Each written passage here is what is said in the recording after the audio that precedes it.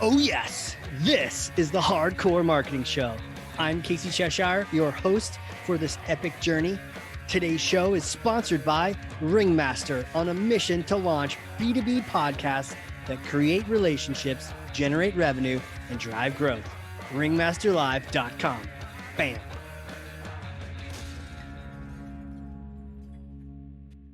The train has left the station, and guys, the guest today, holy moly, he is one of the godfathers of marketing. I would say if there was top 3 marketers that everyone could name in the marketing space, he would be one of them. And somehow he's on this podcast. I think we tricked him with bags of money and all sorts of, I don't know, sunshine and fame, but he's a serial entrepreneur, a content creator. You may have known him from the world of Moz, which might already give it away, but heck, you're already here because you saw the name on the episode. Creator and host of the 5-Minute Whiteboard videos, co-founder and CEO of SparkToro, Rand Fishkin. Welcome to the show, sir. Oh, Casey, thank you so much for having me. Dude, I'm glad you're here. I can't wait to learn from you. I can't wait to get to this. And you know how we like to start the show is by smashing a myth. So I'm going to hand you this thing. It's heavy. I got to warn you in advance. It's heavy, but I know you work out. So one second. Okay. All right. Thor's hammer, go ahead. Grab that. If only I had one on my end. Wow. Well, okay. For everyone listening, Rand just took Thor's hammer with a backhand, just casually, as if it were a paperclip. So clearly we're in the presence of superheroes here. So Rand, take for me Thor's hammer, smash some kind of marketing myth, bogus strategy, misconception. Set the record straight once and for all. Sure. A vast majority of the marketing opportunities that you have come through Google. Total myth. No longer true. Probably true in 2008, 9, 10, maybe even into 11, 12, 13. Started fading. Today, definitely not the case. And I think digital marketers unfortunately grew up in an era when this was true. Most of the leadership teams and founders and company owners believe that, if only I ranked number 1 for a bunch of keywords that are relevant to the thing that I sell or do, I would dominate my field or industry, get tons of leads, be successful. There was a time when this was mostly true, somewhat true, and those days are gone. That is not to say this is why the myth persists. The myth persists because it is still a little true. You can still get quite a bit of traffic and attention and leads and all those kinds of things through Google search. It's not gone. By no means is it gone. In fact, the SEO industry, the search marketing industry, is bigger than it's ever been, right? There's more money spent on Google search ads this year, 2023, than there was in any previous year. Google has only ever had growth. It's never shrank. I suspect we still have a few more years of growth before that plateau really starts to appear. But what's hiding there is that where people learn about new products and services, where they learn about new ideas, where they come up with the problems that they then need to solve, does not happen exclusively or even mostly on Google anymore. It happens in all sorts of other places. Obviously, social media, social networks, entertainment networks, content networks are huge parts of those. So too are the offline world. And then there's a massive amount of activity that no one talks about that happens in essentially niche sources of influence that publish on the web and attract traffic through all sorts of sources and are paid attention to. This is every email newsletter, every podcast, every YouTube channel, every niche website, small forum, subreddit, you name it. All those places drive a ton of the traffic and attention and awareness and engagement and content that influences people's behaviors. Unfortunately, it's hard to do marketing in those places. And for that reason, for that reason, marketers are like, let me just buy some more Google search ads and try and target some more keywords and build some more links and get some more rankings. It's so much easier to track it, right? Well, Google just gives me this beautiful dashboard with this great color palette that shows me all the clicks I'm getting. Maybe I can just do more of that. It's so weird and cool to hear you say this, and I wonder how you feel about this because for a lot of us, we're thinking, back in 8, 9, 10, when it was mostly true that this was the source for customer research and all that. You were the guy Yes. that helped us all make that Yeah. happen. So to have you be the guy saying, it's not that anymore. Stop. Don't go watch my video from 20, 10. That's not going to help you today is this message I'm getting. Yeah. Yeah. Yeah. Yeah. I mean, I don't know. It would be like Ronald Reagan waking up from the grave and being like, no, I think Social Security is a good thing. Or that we should do more social programs. And I know that this is a big challenge for a lot of marketers. I think the issue here is that in order to break out of that mindset of and pattern of like, hey, we have our systems, we're good at them, we've done them for a long time, we have our process really dialed in, we've got the team, we have the tools, we have the reporting systems, we can see that it's still generating revenue. Like, Rand, will you just shut up about this other stuff? Like, we have a good thing going. Why you got to mess with that? Yeah. I don't think my message is for those people, right? If you're running a digital marketing agency that's less digital marketing and more just, we make content for SEO and then we try to get people rankings in search engines and then we buy search ads and manage that search spend. You know what? Fine. That's going to exist for a long time. If you're really good at it, that's great. Yeah. Like keep doing it. I'm not trying to rain on your parade.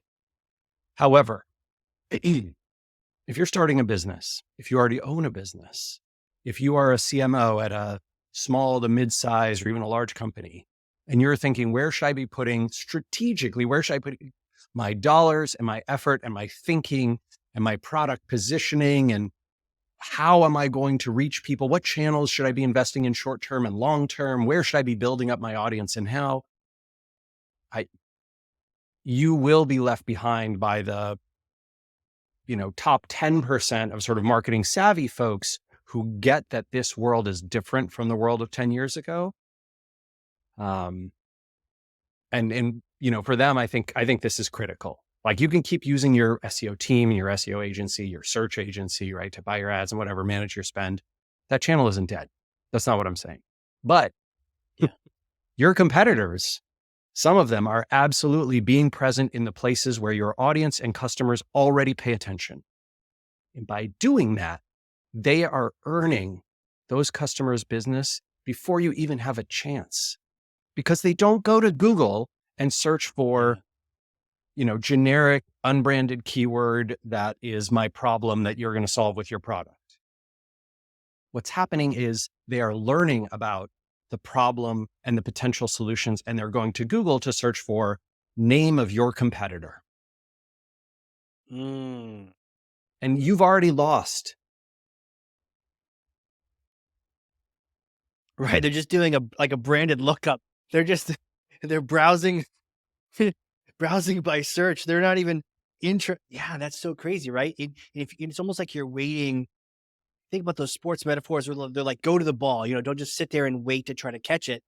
I feel like a lot of us are doing that where we're like, oh no, don't worry. They're gonna Google how to launch a podcast, and maybe one day, I'll click them. And it's like, man, somebody jumped in front of that thing 3 months ago, and they're best friends on a community, and they've listened to 100 hours of them on a podcast and all these other things, and they're end arounding on all of that. That's exactly what's happening. And I think if you consider your own behavior as a consumer, right, you have whatever an idea in your head of, oh, I'm interested in whatever, this skincare product, this digital camera, this standing desk. I'm interested in this yoga mat. I want to join a gym in my area.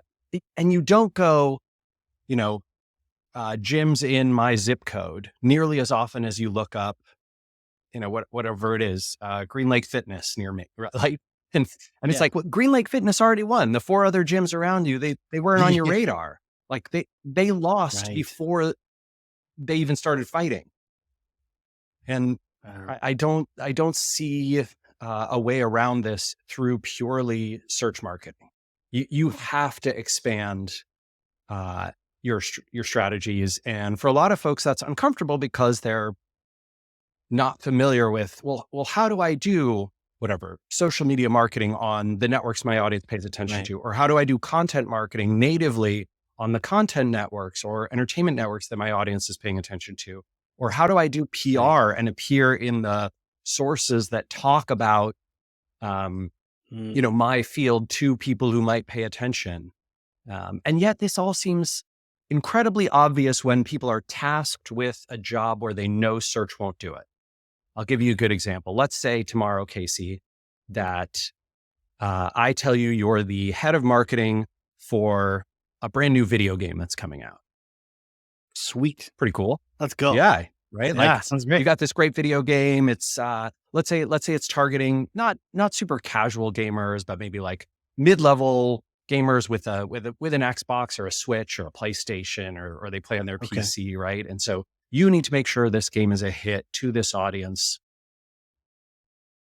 Give me one keyword you could possibly rank for that would help you win. I know, like what are they searching for? Maybe they're searching for like Monster Energy drink, but they're not even searching for that. So it's like, I hear the challenge, man. Well, let's say that you're clever and you come up with the answer. Well, surely they're searching for best video games 2023 or best Xbox games 2023. Okay. All right. Okay. Fine. Guess what you will never rank for? Never. Not in a million years. That. There's only one way. There's only one way to get in those results. A solid product and good PR. Right? Like the game is fun. It's built around some marketing stuff, and it appeals to the sources of influence in the video game world that are likely to rank for that.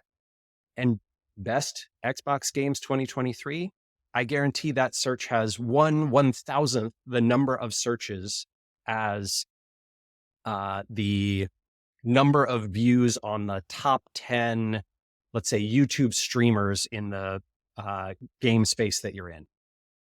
For sure. Uh-oh. There's a guy named Quill18 who plays these nerdy sci-fi turn-based strategy games. I'll go watch his videos or either on Twitch or on YouTube, and I'll watch him play it. And if he hates it, how did it go? Oh man, he was having kind of fun. Yeah. I was enjoying watching that. I'm going to go get the game now. Track that with your dashboard. That's crazy. Yeah. And there's no attribution, right? Right. Like the marketer who runs the team and tries to do reporting to that sci-fi games, CEO. What are they going to say? They're going to be like, okay, we were on this YouTube streamer's stream. We can see that it had this many views. That's it. That's all you know, right? That's your reporting. That's what marketers, especially search marketers, right? And conversion focused marketers for 2 decades called vanity metrics. Right? What did Avinash Kaushik tell us? Right? When he was at Google, he said for years, don't pay attention to vanity metrics. Look for the money. Show me the money metrics. Show me where conversion actually happens. Show me things where you can track the path to conversion. Guess what? You cannot track that path to conversion. And now, right? Chrome and Apple and Firefox are pulling third-party cookies. So forget about it. Even if you're advertising, even if you are like, okay, I know we're going to be on the stream channel. I'm going to buy a YouTube ad so that I can see all the people so I can track their behavior. Nope. Gone. Next year, completely gone, right? Once Chrome phases out third-party cookies, you will not be able to do that. Google will still give you some, what do they call it? Panel-powered kind of grouped data, right? The flock fledge thing, the federated list of cohorts, or the new one is Fledge. I can't remember what that acronym stands for, but essentially they take cohorts of people with behavior and then they attribute so they'll say a group of people saw your ad. We won't tell you exactly who. And then another group of people, whatever, made it to your website. And another group of people purchased. And so this is your ad efficacy. And here's how much more you should spend with Google. And you're like, Yeah, gosh. I guess I have to believe you because I don't have a choice, right? I can't see it myself. Feels like tea leaves, right? Like we're just trying to, oh, look at the bones have made a shape. Let's invest more here. God, God. Okay, so you know, I feel like I wanted to put Google to rest before diving into like how do we fix this, and I feel like you've taken me there because now I'm like, damn, we can't track any of this shit. So so help me, Rand Fishkin. Where do we go from here? Like if it's not this thing that we got so comfortable with the dashboards and the tracking and the G click and all the things that made us comfortable knowing that we knew exactly where someone came from and Yeah. why they bought. How do we shift over there? Where do we go? I mean, I think the only answer is we move away from what the last quarter century taught us to do, which is attribution, and move back. I know this is super weird, but move back to 20th century style measurement, right? In the 20th Wow. century, whatever, think like classic 1960s Mad Men era advertising, right? So Yeah. you're Coca-Cola or whatever, you're running a billboard on Fifth Avenue in New York. You can't attribute any sale. Not one bottle of Coke can be attributed to someone seeing that billboard on Fifth Avenue. But if you see same store sales in a 5-mile radius around Fifth Avenue lift by X% over the next 3 months, and you didn't do other advertising in that area, or you didn't change other advertising in that area, then Coca-Cola, the corporation, can estimate that they got a certain amount of lift from that billboard. And so they know, hey, let's go test that billboard in Detroit, but not Chicago. And then we're going to see whether it performs similarly. And once they have, validation of that, okay, we're going to roll it out across the country, right? We're doing that billboard everywhere. And that's exactly how marketers will have to measure these types of campaigns too, right? For your Mhm. sci-fi video game, you're going to have to go and say, all right, I can see that within the 60-day window after the streamer's views started rising and then crested and then came back down, we see this amount of lift. You could even, if you were really smart and had nice connections, Casey, you could, right? You could go to a friend in the industry, in the video game industry, and you could be like, hey, I saw that your game was featured on so-and-so's channel. How'd that do for you? Yeah. Right. And then, oh gosh, you know what? It performed pretty well for them. You know what? I'm going to go look at the Steam reviews for the last 10 games that this person, Uh, featured. And I'm going to see if the ones that they gave a good review to, like, did they have lift on the days after the video came out and when it got most of its views? And gosh, yeah, they sure did. Okay. You know what? I'm going to estimate that I can get this amount of value and that this person's worth this to me. And okay, they want 50K to, do an episode about my game. I think it's worth it, right? I can see the ROI. right. Okay. Like now we've got something. And that's just, that's one kind of like creator influencer marketing. Now go, all right, I am going to look at the top 10 video game review sites and how they all feed into Metacritic scores. And I'm going to do sort of a correlation between Metacritic scores and game performance. And oh my gosh, it's very positive once you get above sort of whatever the 75, 80 mark.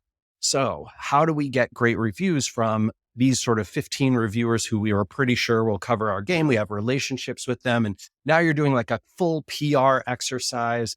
And then you might say something like, oh gosh, Twitch and TikTok and subreddits and you could list out all the sources of influence for a sci-fi game, and then you make a list of all the tactics that you're going to do in them, and you try and figure out what are the vanity metrics that I'm going to measure. How do I competitively intuit how they've contributed to previous games in my sector?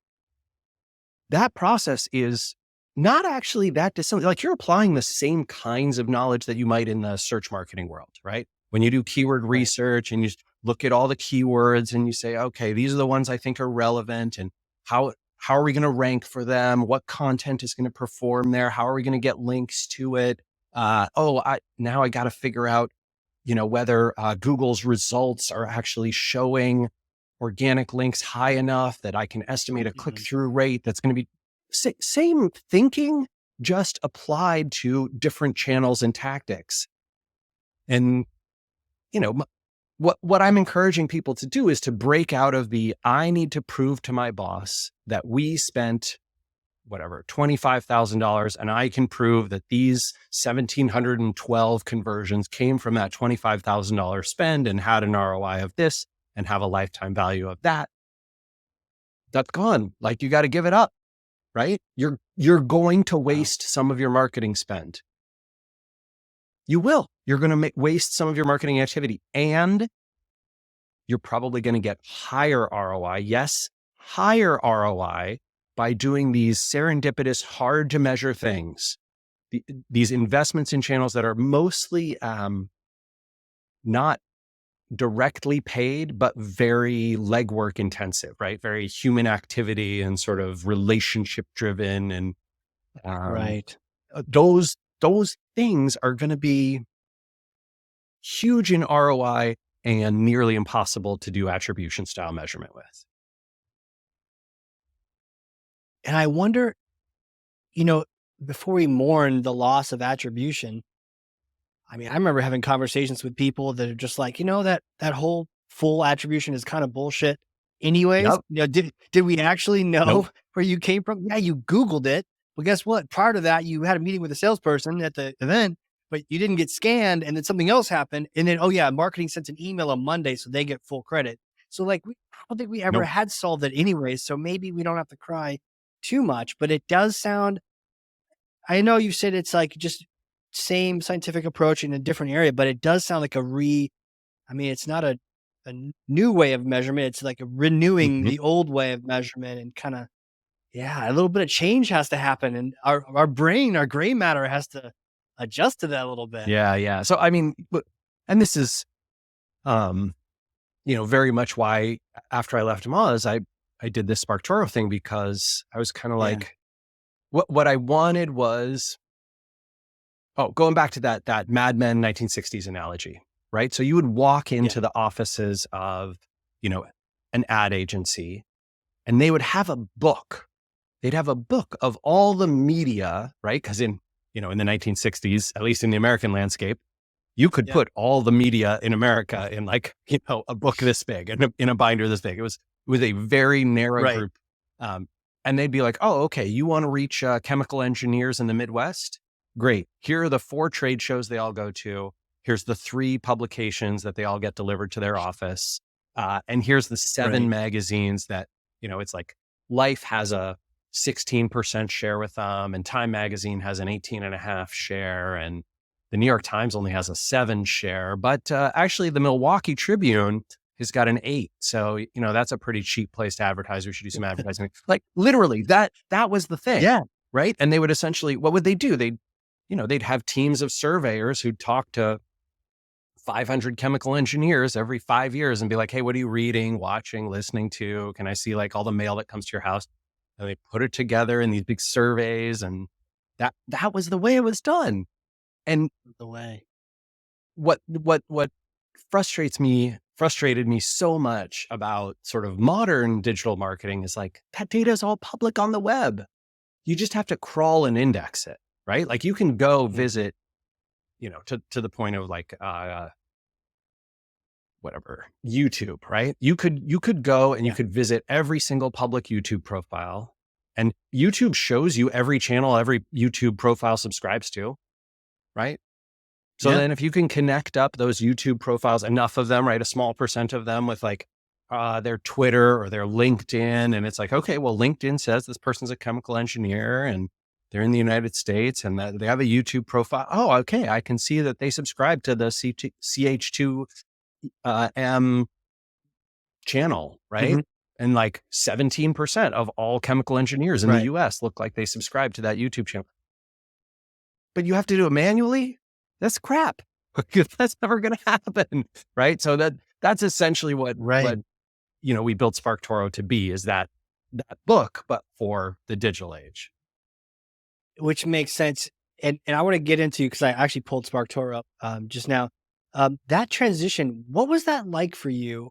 And did you fall into that? Did you experience it the hard way, or were you just like clairvoyant enough to see it coming and like, you tie a bow on Moz, and then you're like, here's the future. What was that transition like for you? Because mentally, as I make that transition, as you talk to me, it's like gears are grinding together, and I have to reinvent my soul. So what was that like for you? Um, let's see. So there's lots of like complicated personal and professional stuff with the end of Moz for me. So I left in Sure, February 2018, and left is maybe a generous interpretation sure. of the verb, right? I think if I had not voluntarily left, I would have been escorted out of the building, right? So In chains and shackles. yeah, hopefully not that bad. I, I, I want to say that no police would have been involved, right? I think it would have just been the building's Right. private security, um, which is a little less damning on your permanent record. But not an ideal situation by any means. And on the plus side, I think it helped me create some emotional distance from the business, right? And like, Yeah. because this is a company that my mom and I started technically in 2003, but I'd been working with her since 1999, when I was like, a sophomore in college. And she had started the business that became, that other business that became SEO Moz and then Moz. She started that in 1981.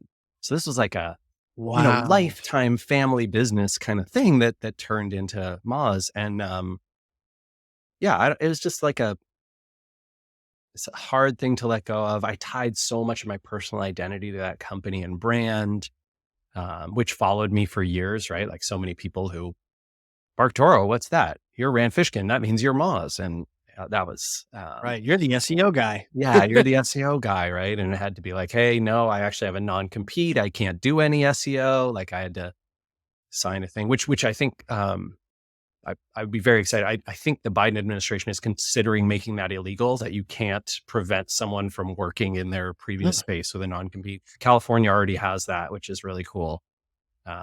So anyway, Now the question is, would you go back now knowing what you know, right? Would you do more yeah, sure. SEO knowing that really SparkToro now Yeah, I it's this mean, new way? we still get a ton of people writing to us at SparkToro asking us to include some SEO data, right? So Sure. the answer is yes, right? If our customers Sure. want it, even if it's not my personal area of focus, certainly Yeah. going to do it. Like I think in the SparkToro V2, we're going to have keyword research data for the first time. It'll be different from what you might get from a Moz or a SEMrush or Ahrefs or something like that. But yeah, people want to know, like if I'm searching for chemical engineers in the United States, also tell me what they search for, which I think that's completely fair, right? Like that's a very reasonable ask. My That's non-compete very expired. So finally, so yeah, I think that's a fine thing to do, but it's not my passion anymore. Like my real passion and interest in the marketing universe is, let me help people find more information about their audiences and how they can reach them. That's not just search.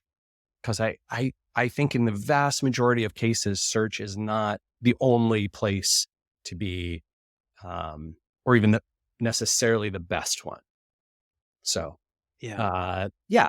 I would say that transition for me it wasn't as hard mentally around the industry's changing. For a long time at Moz, even if you watch those late Whiteboard Fridays, you can see me Mhm. sort of talking about, or tweets from 2015, 16, 17, 18. You can see me talking about how like SEO used to be a great starting point as a marketing Mm. channel, but Right. instead in the later years, it became a great place to um, drive more value once you'd built an established brand in a space, right? Because it just wasn't, Got it. you could not get into the top of Google's results for anything competitive with a new business. Like, or if you're just starting out in SEO, it wouldn't happen. But you've been running your business for 10 years. You've got a reputation. You have lots of people talking about you. You already have press and customers and, a whole industry of sort of signals that Google paid attention to. Yeah.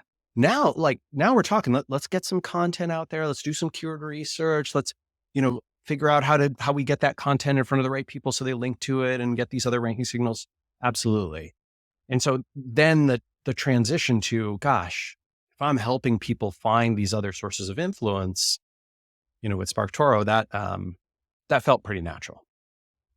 Yeah, I can see, that change, and you had the ability to see it happening and changing. It makes sense, and it kind of gives me encouragement that if you can make that change, then we can too. But also, if we want the results, we're going to have to make those kind of changes. So, talk to me real quick about SparkToro, because I pulled it up when you mentioned it, and what I got is this beautiful white box. It says "Try it for free." It's like my audience frequently talks about, and then it says B2B marketing in there for me. What is this? How do I use it? All that. Yeah. So SparkToro is essentially it's like a giant database of sources of influence and people. And then the people are anonymized and aggregated. So we don't handle personally identifiable information. We're not like collecting, names, addresses, phone numbers, social security, nothing like that. It's really, hey, here's a person with these characteristics, or here's rather 90 million people with these characteristics. And then let's search over those characteristics to find people who, whatever, if they frequently talk about video games on social media, or they frequently talk about, gardening, or they frequently talk about obviously very different from searches for, right? So frequently talk Huh. about would be if you post regularly to Twitter, LinkedIn, Reddit, Facebook, YouTube, right? With the words gardening, then SparkToro will Mm, find people who have done that, right? Whose profiles, whatever their comments on YouTube or their, posts on Reddit or their, the tweets they send, LinkedIn posts they do, whatever, contain gardening. And it'll be like, okay, we're going to put you in the bucket of people who frequently talk about gardening because that word came up, 11 times in the last 4 months in your public profile. yeah. And we have a group of 1,600 people who match that criteria. Here are their demographics. Here are their behaviors. Here's what they follow. Here's what they listen to. Here's what they watch. Here's what they read. And then you could be like, oh, dang, now I know which podcast I should sponsor if I want to get in front of people who are regularly talking about gardening on social media. Cool, right? Like that's Oh, a thing that I think you could not really discover before SparkToro existed. yeah. But now you can, and we make it free for anybody. Like it's not a free trial. It's just a forever free account. So you can just run as many, a bunch of searches every month, and then you'll get more next month. And if you find it valuable, then you can be like, oh, I want more data, or I want this other kind of data, or this other kind of advanced search, or whatever features. And then there's upgrades. It's a fairly inexpensive product. Designed really for like small businesses, small agencies. So like 50 to $300 a month. Super reasonable, man. I love that. I'm definitely gonna have to check that out, because to your earlier point, it's like the binder, Yeah, it's in like the the Madman binder. days. Yeah, it's the binder. Now, does it come with a little cart full of bourbon and Yeah. Oh whiskey and yeah, alcohol that comes definitely. with the Madman? Be alcoholic beverages. There's sexual harassment that happens every week. It's, Oh, yeah, good. Oh, good. All the all the things. things from the 1960s. It's just great. No, Maybe it's the definitely one none of thing that. from that TV show. Yeah, the one thing you want to get from that whole experience is probably just the binder. They can keep everything else. Yep. Yeah. The rest of it, Uh, the dysfunction, the inability to yeah, communicate, the complete lack of emotional intelligence. Yeah, they can keep. Let's keep that in the 20th century. right, right. We'll just take the binder and run. So, so with that, I'd love to time travel a little bit more with you. Can you take me back in time? Because I'm thinking like, who are you? I've seen you in front of the whiteboard. You have a whiteboard for you now. I've met the persona of you, but I like, who are you? Who is Rand? Can you take me back in time, little Rand days? Did you know you were going to be, crushing the SEO, the search, the Spark Tour, all these things, and the thought leader in the space? And I mean, Great hair, well into your old age. no, Casey, I don't know. My suspicion is that we are relatively similar in age. I was born in the late 70s, right? And so I, I Right. don't, Of course. there was no internet, right? When I was growing up, there was no internet. So of course I had Yeah. no, True. no thought that this was something one could do or that I wanted to do it. Um, my mom brought home a copy of Mosaic browser in, is that 94, Wow. 94, 95? And I was like, oh, this is really cool. I love this like internet thing, but the dial-up connection at our house was terrible.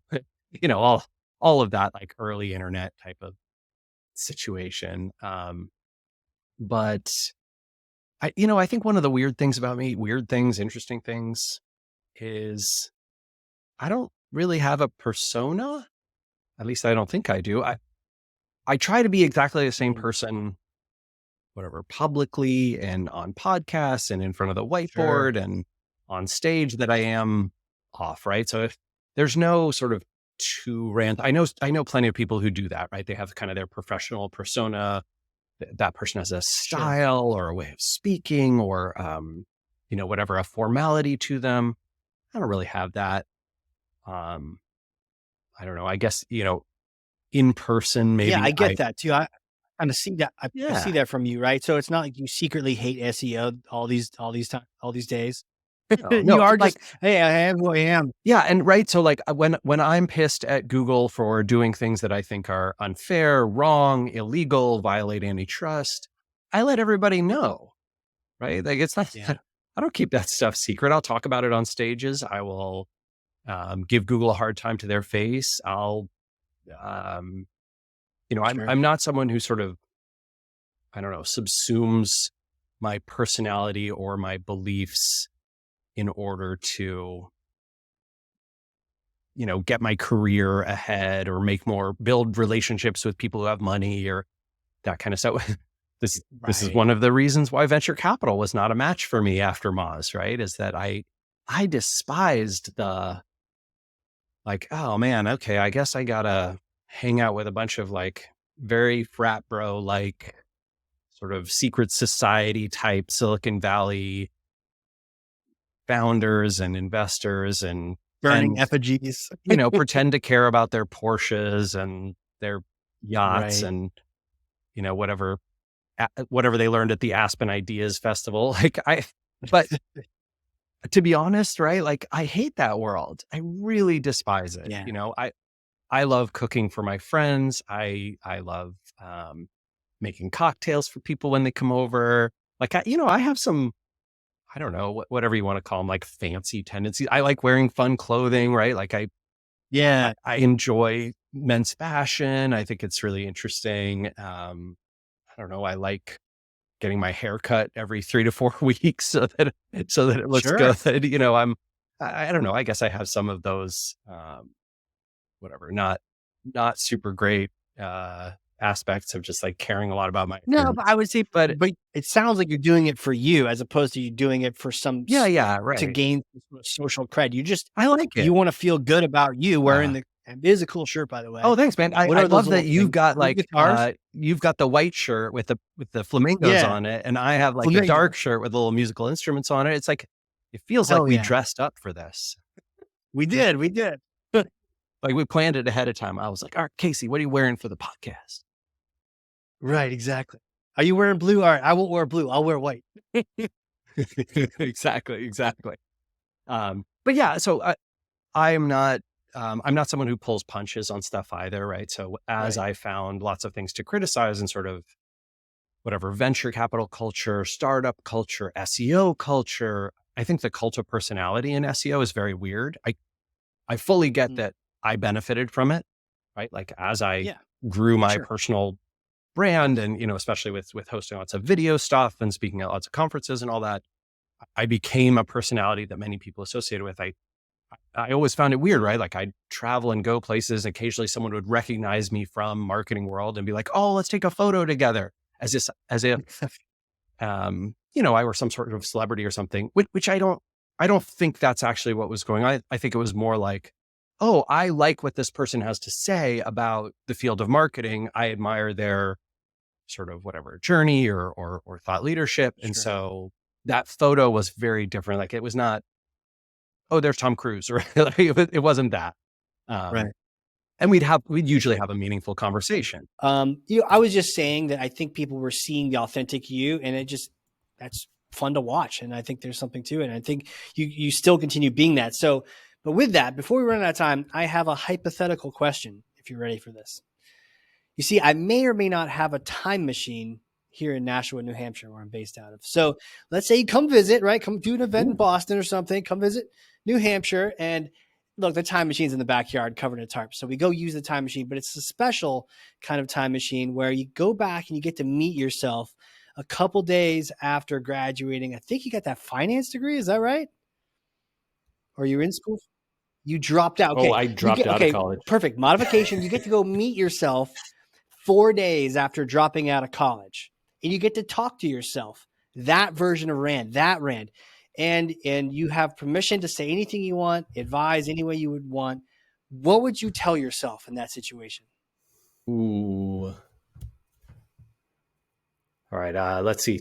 Two things. One is I would tell myself, hey, you know that girl you got a crush on? I have good news. She broke up with her boyfriend, and you're going to date and get married and live happily ever after. Don't screw it up. Love it. And then, and then I would tell myself, I got you this book. And I would just hand them Lost and Founder. Yeah. Because that book, that's the whole thing, right? Lost and Founder is just hey, you had these like 17 kind of, ugly, challenging years. Everything was hard. And the huge reason why everything was hard is because you didn't know what you were doing, and you didn't feel like there was any path. And everything that you had to figure out was for the first time. Which is dumb. Like one of the things I give this advice in the first few chapters of Lost and Founder, which is don't go start a company after dropping out of college. Like it will almost never work for anybody. And if you can join even like 2 or 3 companies before that sort of have some similarity, I don't care what you do there, right? Like you can do anything. You can mop the floors. But join a couple companies and see how they do things, so that you can learn what you like and what you don't like and what you wish you could change, and how does a business just generally function? How does a CEO make decisions? How if you want to start a startup, join a couple startups. Have some ugly, messy years where you're like, I don't totally love this, and boy, this company's a wreck, and I'm not going to do it this way. When you do it. So, I think Lost and Founder is essentially just exactly what that is. And I suspect that, what they always tell you, right? Write for one person. You should write your book for one person. And I wrote it for someone who hopefully is not just like me, but someone who, like me, is starting out in their career, or they're in their career, but they're in a rut, and they are thinking about doing something different, making big changes in the way they work, in the way their business works, and starting something new. And I hope it can be helpful to a lot of folks. That's definitely going to be going on my list. I got a book reading challenge this year to get to 23, and that's going to be one of them for sure. So with the girl that you should talk, did you wait a bit? Did you not know that she had broken up? And yeah, we met in the traditional Gen X way. Okay, Cupid. we met on a bus coming back from a Wizard concert. That's the way. Yeah. No. I think millennial would be like an online dating website, right? Right. But Gen X, we, for whatever reason, didn't do it. I don't believe in generational cutoffs. Like, I think they're the stupidest thing in the world. There's no statistical reason why if you were born in 1981, you are nothing like people born in Totally agree. 1980 Yeah. or 79. Like it makes no sense, right? The only generation I think line that makes any sense is the baby boomer generation, which comes from that post-war period of like, high reproductive rates in the United States. And, so you have in Europe, right? So you have this boom of people being born and having a very different experience post-war than what their parents and grandparents had, that I believe, and I get why demographers, is that the right word? People who do demographics professionally, like why they establish that. But then every other generation after that is like dumb. And you get a letter like, what? I would say though, maybe the internet around there, America Online, people starting to have like something around there, the pre that, like, when you had to pay for hours on America Online and you accidentally got in trouble with your parents because you did too many hours on the internet, hours were rare. Actually, oh, I remember there was a bulletin board, which supposedly had, adult pictures of some of my favorite Hollywood stars in like the mid 90s, right? Early mid 90s, when I was a young teenager. And so of course I was like, oh, I really want to get on that bulletin board, but you had to call long distance to dial into that bulletin board. And it was, I was like, I can't get it, right? I'll just have to wait for one of my friends to hopefully get one of those pictures. Takes like 4 hours to download like one JPEG, right? That's the sweet sound of that null modem. Yeah. I'm not sure. I'm not completely convinced that like that internet is the same as the internet in 2001 or the internet in 2021. I used to hang out in the True Confessions. This is True Confessions with Rand and Casey. I would run out of hours on America Online, so I would go to the tech support channel because people were chatting in there. And it didn't count. Oh yeah, smart. Yeah. That's super smart. I always felt like America Online I did not get into. Just we got unlimited numbers of the discs, right, to like try it out. But yeah, it just wasn't for me. I did a little bit of Prodigy, but didn't find that super compelling either. Mostly, I spent a lot of time in the late 90s on Dreamweaver, like Macromedia Dreamweaver, building websites, right? That's what sort of got me into SEO, got me into the internet, was building sites because I was like, oh, I really want to make something for the web. And I think this is weird to say, but a huge driver for my content creation and even entrepreneurial activity is still this guilt when I don't create, right? So if it's been a few days since I've published something that got engagement on the internet, whether that's a blog post or a video or, a Mastodon post or something on LinkedIn. Do you? I do well on Mastodon. I do almost as well as I used to do on Twitter. Or something on there though? You do. Now it has a default. It sounded complicated, so I was like, sets you up with one. I'm a caveman. You also have to pick an email provider, Casey. Oh, okay, that's true. But as long as we're not, you still also on have Hotmail, to pick a domain name. Okay. Yeah, exactly. Right. So like Hotmail, Gmail, Mastodon works exactly the same way, right? It's like you choose. Do you want to be on Mastodon Social, which is kind of like Gmail? Do you want to be on mas.to, which is kind of like Hotmail? Do you want to be on, some other server? Which one should I join? Yahoo? Which server should I Social? Is that the one?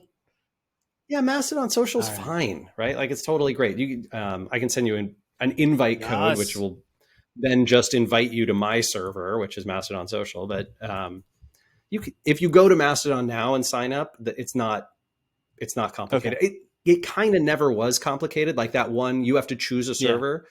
That's the only thing that was any different than any other service. Right. But yeah, for some reason it like really threw people off, which sucks because I think Mastodon probably, if they didn't have that one piece of friction, they probably would have taken another, 50 million users off of Twitter back in like November, December, January. And then, potentially have been just like the new Twitter. I believe that. Yeah. Funny that they had to have that. So, I mean, this is a great reminder, right? That like marketing is not everything, people, right? Product is a huge part of this, and adding even a small amount of friction, especially a small amount of friction where people don't expect it. right? Like I expect when for example, when you signed up for Threads, I don't know if you signed up for Threads. No. But like, so Instagram and Facebook, right, made it so easy to sign up for Threads. You essentially just hit one button that was sign me up for Threads. Right. And then it took your Instagram username and all your Instagram details and automatically ported that. It gave you a little box so you could like change some things if you wanted to, but it was basically you hit continue, you're good. You're on Threads. So no wonder they have 175 million users in like, 7 days or something. Yeah. Imagine if they had asked that people about a server. Exactly right. Exactly right. And then the buzz becomes, it's not even the friction itself. It's the buzz around the friction. Yeah. Right. People told other people, I started signing up for Mastodon but I didn't do it. Or like, hey, I signed up for Threads. Are you on Threads? I'll follow you on Threads. Right. Like that. Those two experiences are just super, super different. You're right. Cause I didn't actually even experience the server thing. I just heard about it and saw other people going like, oh, which one should I do? And I was like, wow, this seems complicated. I'll just go over here and eat Oreo cookies instead, Crazy. Yep. Oreo cookies go down easy. Yeah. No, I think it's really, it's that tiny little bit of friction. So we experienced this with SparkToro. For example, when you went to SparkToro just now and you said, oh, my audience frequently talks about, you know what everyone plugs into that? What? SEO keywords. Right. Of course they do, right? Because they're like, oh, Rand Fishkin, online tool for marketers. This must be about SEO. Right. I don't know why they say my audience frequently talks about, but I'm just going to pretend that they mean my audience searches for.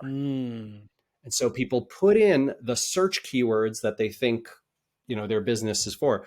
I would say like 90% of our customers, of people who try the tool, right? A few hundred people try it every day. And 90% of those put in what I would consider to be not the right thing. And instead of the search query, they should be putting in keywords. They should be putting in, and I guess maybe they don't know what your customer talks about. You're just guessing.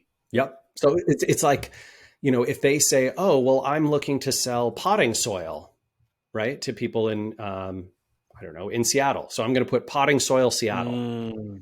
Guess what? Nobody publishes on their like LinkedIn posts. Right. Potting soil Seattle. Nobody puts that in the post of a, LinkedIn or says it on Twitter. The only people who put it on their public pages are people who are selling potting soil. Right. So you're going to get, instead of your customers, you get what your competitors, behavior of your competitors. And so this has been like a huge educational process for us. And we're throwing in the towel with V2. We're just going to be like, nope, we're going to have the 3 searches that you can do are instead my audience searches for. So that SEO keywords is a thing you can just plug in, right? My audience visits a website. So you can just put in your website or competitor's website, or my audience uses these words in their bio or their job description. So if you're like, oh, I'm targeting chemical engineers, you can still do that. That sounds like we lose a little bit of power because we're not smart enough to use it. So what should I put in there? And do you have an advanced thing? I mean, this is, or like, yeah. So right now, the thing, like my suggestion, if you can possibly think of it, if there's a source of influence that is powerful in your industry or with your customers, for example, we were talking about video games, I might plug in, my audience frequently visits the website, GameSpot.com, right? Or my audience frequently visits the website, IGN.com or Kotaku.com, or, would I put in that streamer that I was watching? Would I put that in there? Okay. Sure. Yeah, totally. My audience follows the social account and then put in the YouTube of the streamer. Great. Right? Like that's a really good use case, as opposed to my audience frequently talks about sci-fi video games. That one will probably work because there's plenty of people on social media talking about sci-fi video games, and they probably are your customers. So in that case, the SEO keyword and the thing that describes your business and the thing people post about are all the same. Works, makes sense. Great. Right. So it sort of accidentally works. You plug in a thing that not because you fully understand how SparkToro works, but you're just like, I'm going to start with this thing. And that works fine for a lot of people. And I think that's why we haven't completely changed it yet. But this is, speaks to that intuition around, it's not intuition. You know what it is? It's empathy. It's the same thing marketers do every goddamn day. What do? We have to have empathy for our customers and our audience. We have to put ourselves in their shoes and be like, what resonates with me? Where, if I saw this message from this person in this place at this time and it said this, that's what would get me to take the action. And these are all the things that would stop me from taking the action. And then your job as a marketer, right, is essentially to tell those stories in those places to those people. But yeah, when it comes to product design, I don't know, sometimes we get lost in like engineering brain. Yeah. And you're like, well, this is how it functions on the back end. So this is how I'm going to make it function on the front end. This would be really cool. Let's put this in there. Yeah, this will be really cool, by the way. That is my understanding of how pretty much every video game is designed. It's not a great move. Like occasionally, games will be good despite the fact that it was essentially like three dudes sitting around a table and be like, what would be cool is if the gun shot grenades. Yeah. It's just like, oh my God. But the grenades heal you. Yeah. Yeah, bro. High five. Man, one final question for you. SparkToro, is there wizard guidance involved in this? Because it sounds like there's a bit of a learning curve that I need to change my brain. Is there some training involved, learning, or do I just unleash myself? No, the good news. Yeah, the good news is once you try one search, you'll get it extremely fast, right? Like you'll search for whatever gardeners, or you'll search for chemical engineer. My audience uses these words in their bio, chemical engineer, and then you'll be like, oh, you show me demographics like gender and age and country and skills and interests, right? All the stuff from LinkedIn, and then, oh, you show me which YouTube channels they subscribe to and how many of them subscribe to it. And you'll show me how, which social accounts they follow and how many, and which websites they visit and how many. And it's like, great, I can do kind of my essentially channel strategy through this and my tactics too. Because I'll be like, all right, let me build a list of all the podcasts, and all right, throw that list into my SparkToro lists. And then SparkToro, we have an integration with Hunter.io for the email. Oh, wow. So we'll like give you the email addresses of all the people who run all those podcasts if Hunter has them. And then you can just be like, great, I'm going to email these like 17 podcasts and try and get on there, or email the editors from these, publications or whatever it is. Okay. So you got me now with the integration on the email, because now I can go I now have a list and I can take immediate action. I'm excited to go try this thing out, man. I know I've kept you forever. Where can people reach out to you, connect with you? How do you want them to connect? All those kind of things, URLs, socials, all that.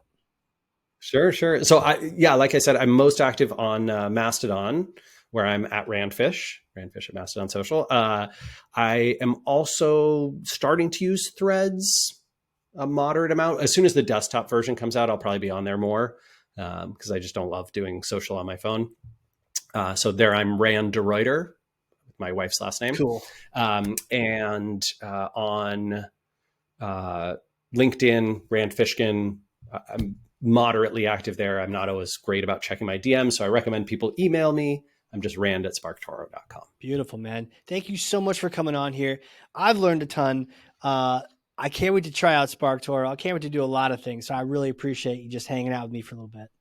My pleasure, Casey. Thanks for having me. All right. And for those listening, if you learned something, and I freaking know you did, because I literally have 2 pages of notes over here, front and back, then share this with someone else, one person. Just share with one person, but tell them what you learned, share some takeaways, LinkedIn, whatever. But that's thought leadership. Good information into other people's hands. With that, Rand, thank you again, sir. You are just as cool in person as you are in front of the whiteboard. Oh, that's very kind, Casey. I appreciate you, sir. Absolutely. For those listening, this has been awesome, hasn't it? Just another crazy cool episode of the Hardcore Marketing Show. We will catch you all next time.